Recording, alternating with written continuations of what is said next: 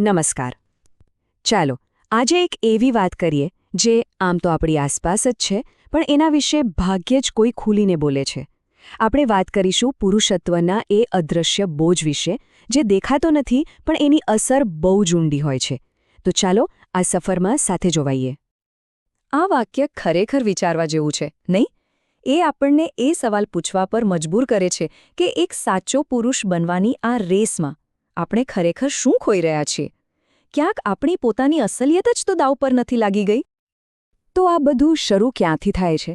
મોટાભાગે નાનપણથી જ. છોકરાઓને શીખવવામાં આવે છે કે લાગણીઓ, ખાસ કરીને દુઃખ કે ડર, એ તો નબળાઈ છે. અને પેલું વાક્ય તો આપણા બધાના કાને પડ્યું જ હશે. છોકરાઓ વળી રડતા હશે? બસ, આ એક નાનકડી વાતની અસર આખી જિંદગી રહે છે. અને આ જ વિચારસરણી પુરુષોને એક રોલ પ્લે કરવા મજબૂર કરે છે.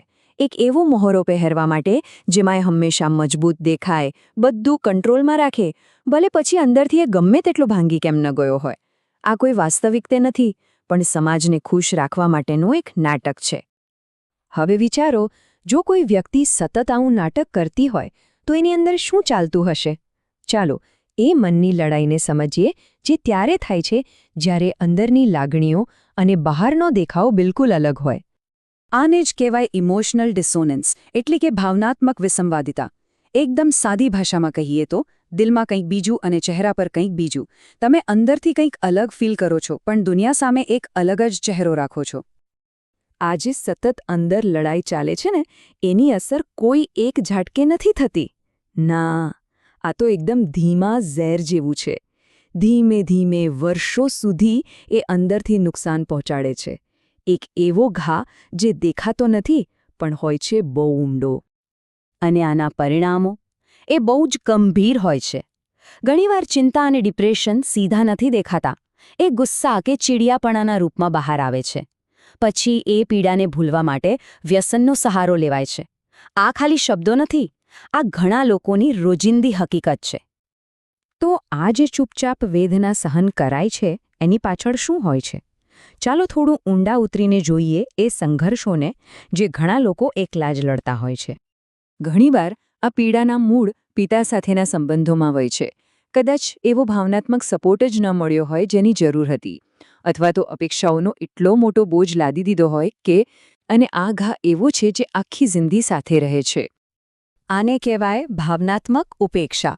મતલબ, જ્યારે બાળપણમાં લાગણીઓને કોઈ ગણકારે જ નહીં, જાણે કે તમે જે અનુભવો છો એ ખોટું છે, અને આ જ વસ્તુ મોટા થઈને એકલતા અને હું કોઈ કામનો નથી એવી લાગણી પેદા કરે છે. અને આ બધાની ઉપર સફળ થવાનું પ્રેશર, સમાજનું, ઘરના લોકોનું અને ક્યારેક તો આપણું પોતાનું જ. એટલું બધું પ્રેશર હોય છે કે નિષ્ફળ જવાનો ડર સતત મનમાં રહે.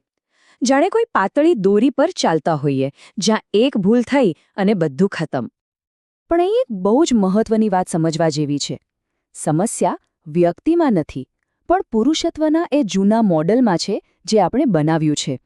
અને આ બહુ મોટી અને આશાસ્પદ વાત છે, કારણ કે જો સમસ્યા સિસ્ટમમાં છે તો સિસ્ટમને બદલી શકાય છે. તો ચાલો હવે વાત કરીએ ઉકેલની. અત્યાર સુધી આપણે સમસ્યા જોઈ, પણ હવે આગળનો રસ્તો શું? કારણ કે સારી વાત એ છે કે આ જે શીખેલી વાર્તા છે એને આપણે જાતે બદલી શકીએ છીએ, ફરીથી લખી શકીએ છીએ. આપણે શક્તિની આખી વ્યાખ્યા જ બદલવાની છે. પહેલાં શું હતું? શક્તિ એટલે ચૂપ રહેવું. પણ હવે સાચી શક્તિ એટલે પ્રામાણિક રહેવું. પહેલાં નબળાઈને ખરાબ ગણવામાં આવતી, પણ હવે એ સમજવાનું છે કે પોતાની નબળાઈ બતાવવી એ જ તો બીજા સાથે જોડાવાનો રસ્તો છે. ઓકે, તો આ બધી વાતો તો સારી લાગે છે, પણ આને જીવનમાં ઉતારવી કઈ રીતે? ચાલો એના માટેના કેટલાક નક્કર પગલાં જોઈએ. આ 4 સ્ટેપ્સ એક નવા રસ્તા જેવું છે. સૌથી પહેલાં તો એ સમજો કે લાગણીઓ દબાવવી એ કોઈની ભૂલ નથી. એ તો ટકી રહેવા માટે શીખેલી એક રીત છે. પછી એ જૂની માન્યતાઓને સવાલ કરો કે હંમેશા મજબૂત જ રહેવું પડે. ત્રીજું, પોતાની નબળાઈઓને સ્વીકારતા શીખો. અને છેલ્લે ભાવનાત્મક પ્રામાણિકતાથી સંબંધોને ફરીથી મજબૂત બનાવો. આ જે વિચાર છે એ એક અરીસા જેવો છે, જે આપણને આપણી અંદર શું ચાલી રહ્યું છે એ બતાવે છે. અને સાથે સાથે એ એક નકશા જેવો પણ છે, જે આપણને સાચો રસ્તો બતાવે છે. એ કહે છે કે ભલે અત્યારે અહીં છો પણ પહોંચવાનું ત્યાં છે.